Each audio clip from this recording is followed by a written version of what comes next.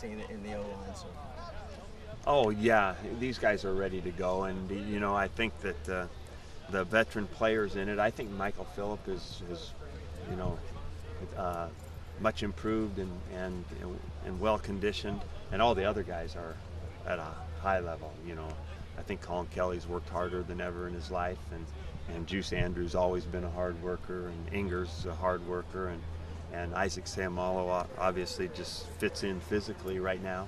And there's a lot of learning, but boy, we function pretty decently with him in there, just putting him in there for 2 days with the varsity group. And yeah, they're in good shape, and now we have to find out more about the other guys, who's going to make that top 10 basically. Speaking of that, Coach, Eldridge has been out for the last 2 practices. It looks like maybe a knee injury. You want to elaborate Yeah, on that a little bit? he won't practice at all during this fall camp, and either will Kendall Hill.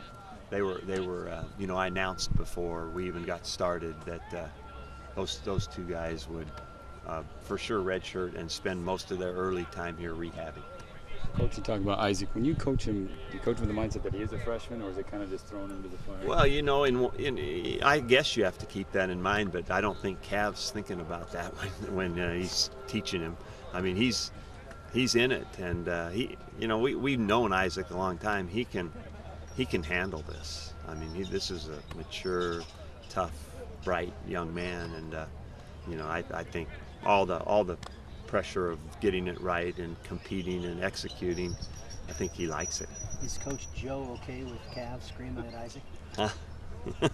Absolutely.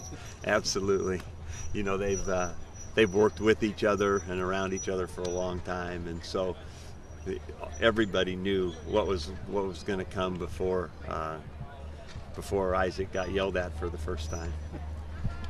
And a lot of the focus of the camp is on the running back competition and who's going to get the carries, but how much of your success and ability to bounce back this year hinges on the development of that offensive line? Well, even going in, we said that's a key ingredient to where we're going to go, because I think we've got a kind of a wide range of good football players at running back. I do not know who's going to surface in that deal yet, but it's a bunch of good football players. And I think we have good receiving core, and the tight ends we're so much deeper right now than we were a year ago. I think that's exciting, and so a lot hinges, and it does anyway, hinges on the offensive line and what they can do. Coach, you talked about needing depth at the quarterback position. Now, as a result of that, do you think Poyer's going to be starting as much on special teams and the kick return and punt return? We're going to use him as a returner, but it's a good question because we need to be selective as to the other things he's done. He's the best, one of the best gunners in college football probably, but we probably won't do a lot of that with him. And he's also, I love to put him in when we're punting the ball inside the 10, because he's the best athlete that we have on downing the ball in there. I mean, having that awareness and sense and athletic ability to do it. So there's a lot of stuff he can do, and the point is well taken, is that we have to be selective with what we do with him. I'd like to play him at some Wildcat quarterback, but that's like way too much stuff. Is depth at corner one of your biggest concerns going into this season? Yeah, that's another area that cornerbacks frankly are one of the hardest things in football to find. You'll find that in all levels of football, I think, and they don't often or always come from guys in high school that are playing corner. Well, look at our 2 guys; they were both high school quarterbacks,